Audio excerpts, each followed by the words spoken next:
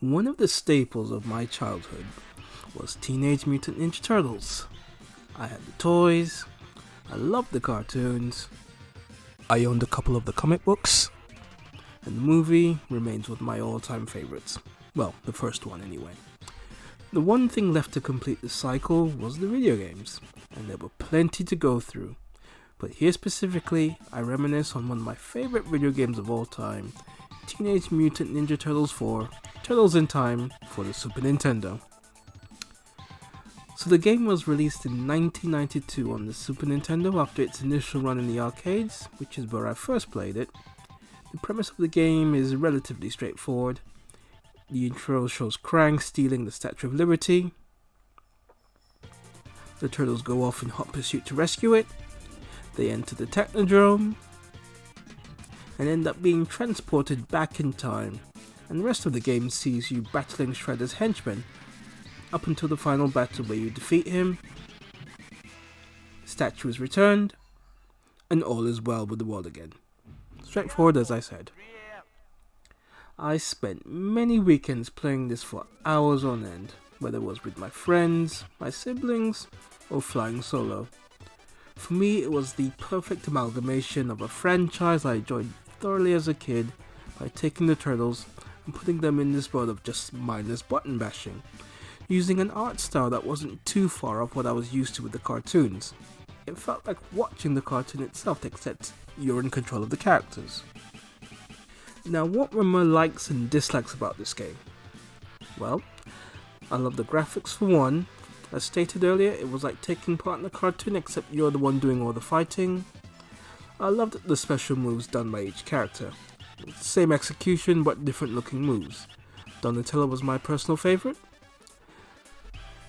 The endless hordes of villains, predominantly the foot soldiers, whom you had to fight up until the end of the level and face the end of level boss, which was usually a character from the franchise. Very similar to the platform fighting games of this era, most notably Streets of Rage. My favourite end boss was usually the first battle with Shredder, where you had to throw the foot soldiers onto the screen to deplete his energy. This was a rather unique way to defeat a boss, and it's the only time in the whole game where this is actually done. I enjoyed the 2-player co-op.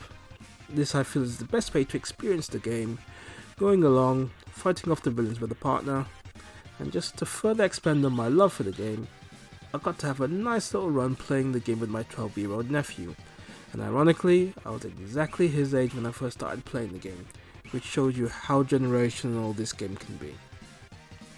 Yes, nowadays it's all about games like Fortnite, but nothing beats a good old-fashioned run at TMNT 4.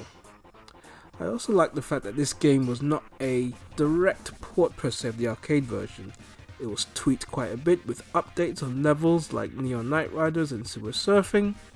These were essentially like bonus stages in terms of how many power-ups you could get, how many enemies you could eliminate, and how many traps you could avoid before finishing with the end boss character. The new bosses added to the SNES port were the Rat King, Slash, Rocksteady and Bebop.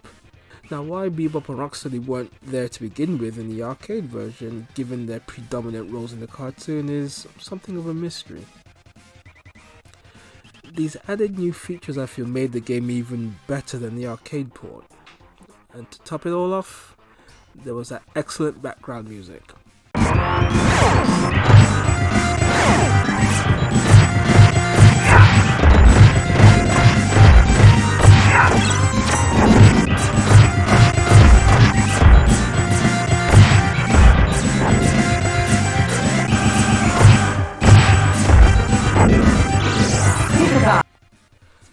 My dislikes, well, given it was the Super Nintendo, it didn't have the power or the capabilities to do 4 players. Given how much fun it was at the arcades playing with 4 players, just imagine how much cooler it would have been if the SNES port had this 4-player option. Even though I played the game for hours on end growing up as a kid, it can become repetitive given the flow of the game remains pretty much the same throughout. You tend to feel as you get older, easily bored and quickly disconnected. There wasn't also too much in the form of variety other than a versus mode. This didn't really offer too much other than a button mash fest with little skill involved. Now, if it had a TMNT Tournament Fighters option, that would have been a whole other story and experience. Speaking of Tournament Fighters, at some point I will be covering on this. To be brutally honest, there wasn't so much for me to dislike about this game. It was a product of its time in the 1990s, it capitalized on the popularity of the TMNT franchise, and given the technology that was available at the time, this feels just about right. I do feel that had the game been released in today's age, the game would resemble something looking like the recently released Streets of Rage 4. Yes, there was the Turtles in Time reshelled game, but that doesn't hold a candle to the original. And quite frankly, once I played it, I was done with it. It was a big letdown.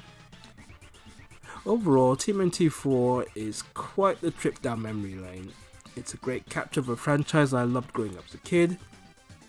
I still play it as an adult, as do generations well after me, and they enjoy it just as much as I did. This is a classic game back in time that still holds a place in the heart of gamers, old and new alike.